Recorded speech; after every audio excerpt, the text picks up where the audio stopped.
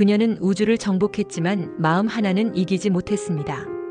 사랑이라는 이름의 중력에 붙잡혀 추락한 천재 리사 마리 노악의 비극적인 이야기입니다. 이 이야기는 인간의 이성과 감정, 그리고 욕망이 어떻게 한 개인의 삶을 송두리째 뒤흔들 수 있는지를 극명하게 보여줍니다. 2006년 미국 플로리다의 케네디 우주센터. 인류의 과학기술이 집약된 거대한 우주왕복선 디스커버리호가 화염을 뿜어내며 밤하늘을 가르고 우주를 향해 솟구쳐 올랐습니다. 그 웅장하고 압도적인 추진체 안에는 한 명의 여성 우주 비행사가 탑승해 있었습니다. 그녀의 이름은 리사 마리 노악. 당시 30살 후반의 그녀는 인류의 우주 탐험이라는 위대한 여정에 동참하는 영광을 누리고 있었습니다. 그녀의 눈빛에는 확고한 의지와 자부심이 가득했습니다. 그녀는 단순히 우주 비행사라는 직업을 가진 사람이 아니었습니다. 리사 노악은 매사추세츠 대학교에서 항공우주공학 학사 학위를 우수한 성적으로 취득하고 미국 해군 시험비행학교를 졸업한 해군 장교 출신의 엘리트였습니다.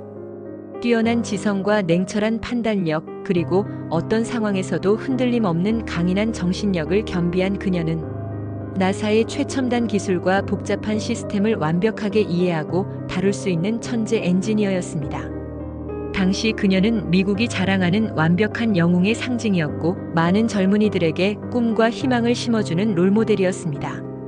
그녀의 성공은 노력과 재능이 결합된 인간 승리의 표본으로 여겨졌습니다. 우주로 향한 디스커버리호는 예정대로 국제우주정거장 ISS에 성공적으로 도킹했습니다. 그곳에서 리사 노악은 지구에서는 상상하기 어려운 무중력, 환경 속에서도 복잡하고 고난도의 임무들을 완벽하게 수행했습니다. 특히 국제우주정거장의 정교한 로봇팔을 능숙하게 조작하여 외부 수리 및 장비 설치 임무를 성공적으로 이끌어낸 그녀의 능력은 나사 내부에서도 높은 평가를 받았습니다. 총 12일 18시간 36분이라는 긴 시간 동안 우주에 체류하며 그녀는 인류의 우주 탐사 역사에 자신의 이름을 선명하게 그리고 영광스럽게 새겼습니다. 그녀의 임무 수행은 단 한 번의 실수도 용납되지 않는 완벽함 그 자체였습니다. 늘 침착했고 어떤 극한 상황에서도 냉철함을 잃지 않았으며 맡은 바 임무를 완벽하게 수행해냈던 리사 노악. 그녀의 이름 앞에는 성공과 명예, 그리고 천재라는 수식어만이 따라붙는 듯 했습니다. 그녀의 삶은 마치 완벽하게 설계된 우주선처럼 흠결 없이 빛나 보였습니다. 그러나 아이러니하게도 단 1년 뒤 그녀의 이름 앞에는 상상할 수 없는 불명예스러운 오명이 붙게 됩니다. 한때 국가의 영웅으로 칭송받던 그녀에게 우주복을 입은 납치범이라는 충격적인 수식어가 따라붙게 된 것입니다. 이 반전은 많은 이들에게 큰 충격과 혼란을 안겨주었습니다. 리사 노악은 자신의 삶을 철저히 통제하며 살아온 사람이었습니다. 군대라는 엄격한 규율과 나사라는 정교한 시스템 속에서 성장한 그녀는 개인적인 감정이나 충동보다는 임무와 논리를 우선시하는 삶의 태도를 가지고 있었습니다. 그녀의 인생은 마치 잘 짜여진 알고리즘처럼 논리와 이성으로 완벽하게 계산되고 완성된 듯 보였습니다. 어떤 면에서 그녀는 인간이라기보다는 오차없이 완벽히 작동하는 정교한 기계에 더 가까운 인물로 느껴지기도 했습니다. 그녀의 삶에는 감정적인 동요나 돌발적인 행동이 들어설 여지가 없어 보였습니다. 그러나 인간은 결국 감정의 존재였습니다. 아무리 완벽하게 통제된 삶이라 할지라도 인간의 본능적인 감정 앞에서는 한없이 나약해질 수밖에 없는 것이 인간의 숙명이었습니다.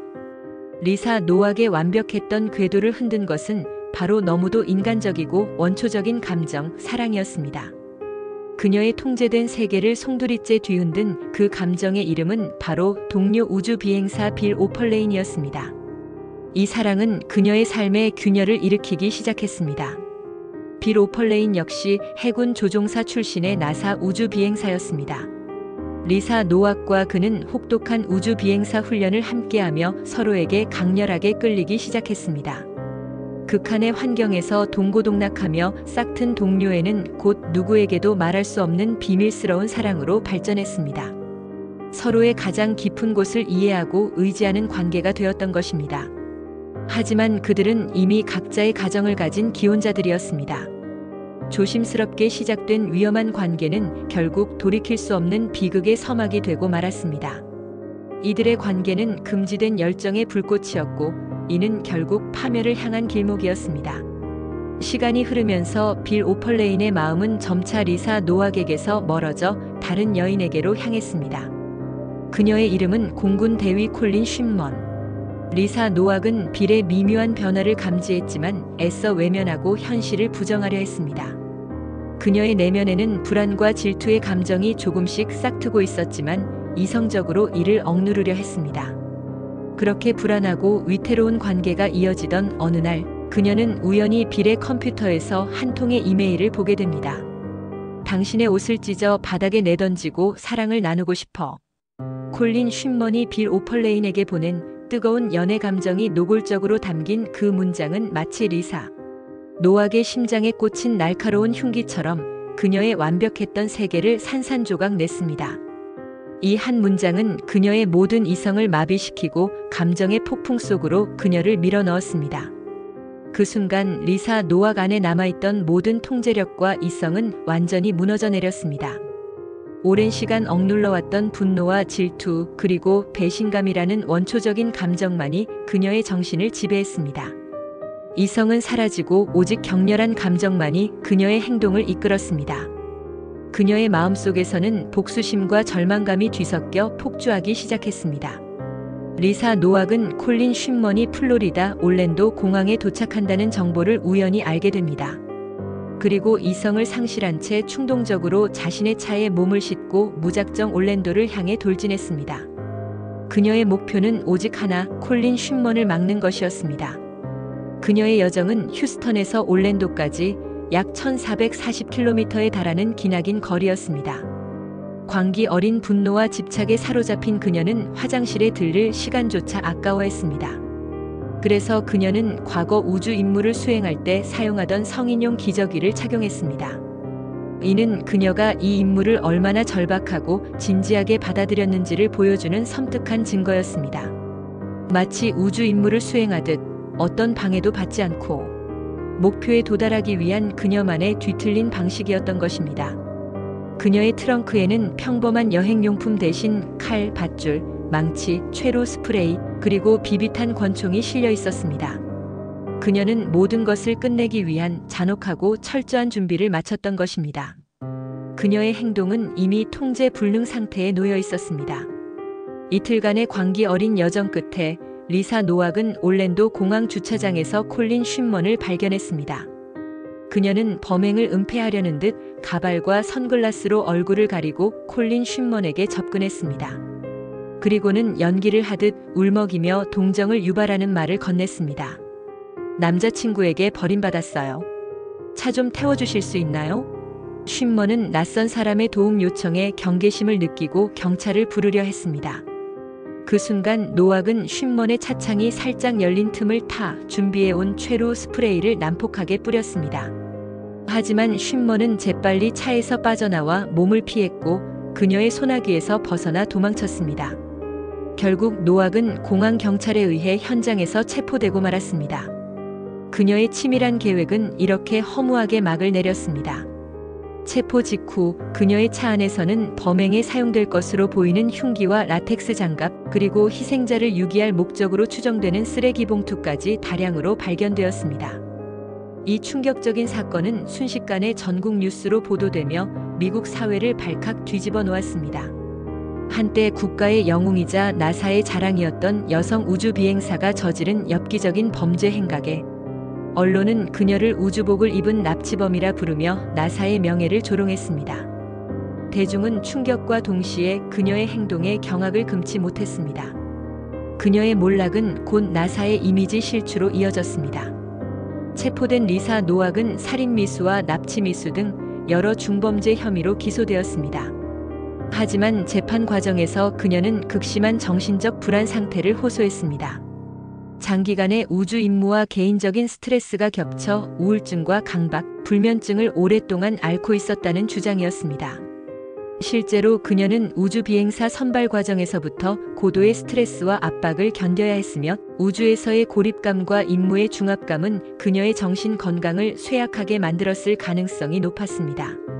정신과 전문가의 감정 결과가 법원에 제출되면서 그녀의 형은 예상보다 훨씬 경감되었습니다. 결국 그녀는 보호관찰과 사회봉사 명령만을 받게 되었습니다. 이는 처음 기소된 살인미수 혐의에 비해 매우 가벼운 처벌이라는 비판이 쏟아졌고 사법 정의에 대한 논란이 일기도 했습니다. 하지만 법적인 처벌과는 별개로 리사 노악은 모든 것을 잃었습니다. 나사는 그녀를 즉시 퇴출시켰고 더 이상 우주 비행사로서 활동할 수 없도록 했습니다. 해군에서도 계급 강등 후 불명예 전역을 명령했습니다. 한때 인류의 영웅으로 칭송받던 그녀의 명성과 인생은 이 한 번의 실수와 잘못된 선택으로 한순간에 산산이 부서지고 말았습니다. 그녀의 추락은 개인적인 비극을 넘어 사회 전체에 큰 충격을 안겨주었습니다.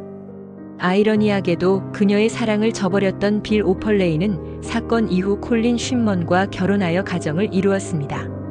모든 것을 잃고 나락으로 떨어진 것은 리사 노악 단 한 사람이었습니다. 그녀의 희생으로 다른 이들은 평온을 되찾은 것입니다. 이 사건은 나사 내부에도 큰 충격을 남겼습니다. 우주 비행사들의 정신 건강 관리의 중요성이 대두되었고 기관은 우주 비행사들의 정신 건강 검사를 대폭 강화했습니다. 정신과 검진이 우주 비행사 선발 과정뿐 아니라 정기적으로 의무화되었고 우주 생활이 미치는 심리적 어려움을 연구하기 위한 행동 건강 및 성과 그룹이 신설되기도 했습니다. 이 사건은 리들리 스콧 감독의 영화 루시 인 더 스카이의 모티브가 되기도 했습니다. 영화는 한 우주 비행사의 내면에서 벌어지는 심리적 갈등과 그로 인한 파멸을 비극적으로 그려냈습니다.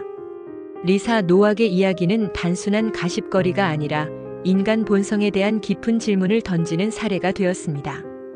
이제 사람들은 그녀를 이렇게 기억합니다. 그녀는 광대한 우주를 정복했지만 자신의 마음 하나는 이기지 못했다. 리사 노악은 지금 대중의 시선에서 멀어져 조용히 살아가고 있습니다. 그녀의 과거는 지워지지 않는 낙인처럼 남아있지만 그녀는 이제 더 이상 언론의 조명을 받지 않는 평범한 삶을 살고 있을 것입니다. 하지만 그녀의 이름은 여전히 우리에게 질문을 던집니다. 인간은 과연 자신의 격렬한 감정을 이성으로 완벽하게 통제할 수 있는가? 혹은 감정이라는 이름의 중력 앞에서 한없이 나약해질 수밖에 없는 존재인가? 인간의 의지와 이성이 과연 감정의 폭풍우를 견뎌낼 수 있는지에 대한 근원적인 질문을 던집니다. 그녀는 한때 별을 향해 우주를 향해 손을 뻗었던 사람이었습니다. 인류의 꿈과 희망을 상징했던 존재였습니다. 그러나 결국 그녀를 무너뜨린 것은 광활하고 무한한 우주가 아니었습니다. 그것은 바로 인간의 가장 깊숙한 곳에 자리한 사랑이라는 이름의 거대한 중력이었습니다. 그 중력에 이끌려 그녀는 우주에서 추락한 천재가 되고 말았습니다. 리사 노악의 이야기는 인간 존재의 연약함과 강인함, 그리고 욕망과 이성 사이의 영원한 투쟁을 보여주는 비극적인 현대 신화로 남아 있습니다.